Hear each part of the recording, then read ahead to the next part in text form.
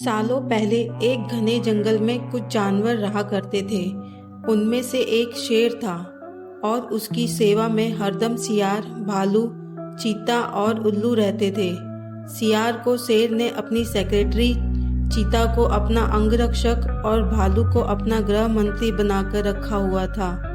इनके अलावा चीता दूर दूर की सारी खबरें लाकर शेर को देता था, यानी वो शेर के लिए खबरी का काम भी करता था। इन चारों को भले ही शेर ने अच्छे अच्छे पद दे रखे थे, लेकिन दूसरे जानवर इन्हें चापलूस मंडली कहते थे। सबको पता था कि ये चारों कोई काम करे चाहे ना करे, लेकिन शेर की चापलूसी खूब अच्छे से करते हैं। रोजाना चारों जानवर शेर की बड़ाई में कुछ शब्द बोल देते थे, जिससे शेर तुरंत खुश हो जाता था। इन सब के चलते जैसे ही शेर शिकार करता था, तो अपना पेट भरने तक खाने के बाद वह अपने चारों खास पद में बैठे हुए जानवरों को बाकी का हिस्सा दे देता था। इसी तरह सियार, भालू, चीता और उल्लू की जिंदगी बड़े ही आराम से कट रही थी। एक दिन खबरी चीता ने अपने चापलूस दोस्तों को आकर बताया कि काफी देर से सड़क के पास में ही एक घोड़ा बैठा हुआ है।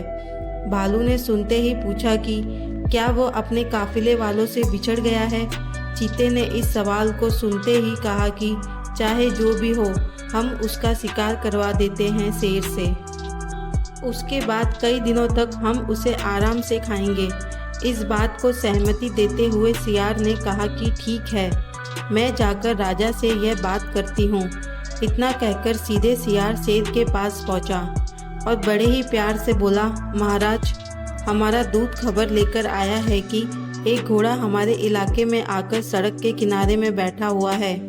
मुझे किसी ने बताया था कि मनुष्य जिन जानवरों को पालते हैं, उनका स्वाद काफ़ी अच्छा होता है, एकदम राजाओं के खाने के लायक। अगर आप कहें तो मैं ये ऐलान करवा दूं कि वह घोड़ा आपका शिकार है। सियार की अच्छी बातों में आकर शेर ने कहा, ठीक है। इतना कहते ही वह उस जगह पर पहुंच गया जहां घोड़ा बैठा हुआ था। शेर ने देखा कि वह घोड़ा काफ़ी कमज़ोर है और उसकी आंखें भी काफ़ी पीली हो चुकी हैं। उसकी ऐसी हालत शेर से देखी नहीं गई। उसने घोड़े से पूछा कि दोस्त, तुम्हारी ऐसी हालत कैसे हो गई है। कराते हुए घोड़े ने जवाब दिया, जंगल के राजा, क्या आपको नहीं पता कि सारे इंसान कितने दयाहीन होते हैं। सारी उम्र मुझसे एक व्यापारी ने माल ढुलाया। अब मैं बीमार हो गया तो उसने मुझे अकेले मरने के लिए छोड़ दिया। उसने सोचा कि मैं अब उसके किसी काम का नहीं रहा। इसी वजह से अब वो मुझे अपने साथ नहीं रख रहा है और ना ही मेरा इलाज करवा रहा है। अब आप ही मेरा शिकार कर दीजिए ताकि मुझे इस दर्द से मुक्ति मिल जाए। इन सब बातों को सुनकर शेर काफ़ी दुखी हुआ। उसने घोड़े से कहा कि अब तुम इसी जंगल में रहोगे हमारे साथ। यहाँ तुम्हें कोई भी नहीं मारेगा। मैं ऐलान कर देता हूँ कि तुम्हारा शिकार कोई जानवर नहीं करेगा। शेर की इस दयालुता को देखकर चारों चापलूस जानवर दंग रह गए। धीमी आवाज में सियार ने कहा कि कोई नहीं, बाद में इसे हम किसी तरह से मरवा देंगे। अभी जंगल के राजा का आदेश मान लेते हैं। घोड़ा अब उसी जंगल में आराम से रह रहा था। अच्छे से हरी घास खाते खाते घोड़ा एक दिन बिल्कुल स्वस्थ हो गया। वह हमेशा शेर के प्रति आदर भाव रखता था और शेर के दिल में भी उसके लिए दया और प्रेम की भावना थी। अब शेर की शाही सवारी भी स्वस्थ घोड़ा निकालता था। वह शेर के चारों खास पदाधिकारी जानवरों को अपनी पीठ पर बिठाकर चलता। एक दिन चापलूस जानवरों ने जंगल के राजा शेर को हाथी का शिकार करने के लिए कहा। राजा भी मान गया, लेकिन वह हाथी पागल था। उसने शेर को बुरी तरह से पटक दिया। किसी तरह से शेर पागल हाथी से बच तो गया, लेकिन उसे काफ़ी चोट लग गई। अब बीमार शेर बिना शिकार किए किसी तरह से अपनी ज़िंदगी जीने लगा। उसके सेवक भी भूखे थे। उनके मन में हुआ कि आखिर ऐसा क्या करे कि कुछ खाने को मिल जाए।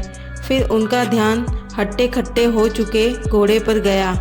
सबने मिलकर एक तरकीब सोची और राजा के पास चले गए। सबसे पहले सियार ने कहा कि महाराज, आप कितने दिनों तक भूखे रहेंगे। मेरा शिकार करके मुझे खा लीजिए, आपकी भूख मर जाएगी।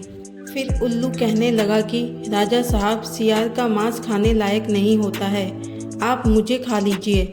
उल्लू को पीछे धकेलते हुए भालू बोला, तुम्हारा मांस इनके दांतों में ही लगकर रह जाएगा, आप इसे छोड़िए, मुझे खा लीजिए। एकदम से फिर चीता बोला कि इसके शरीर में आपको सिर्फ बाल ही मिलेंगे, आप मुझे खाकर अपनी भूख मिटा लीजिए। यह सब उन चापलूस जानवरों का नाटक था जिससे घोड़ा नहीं समझ पाया।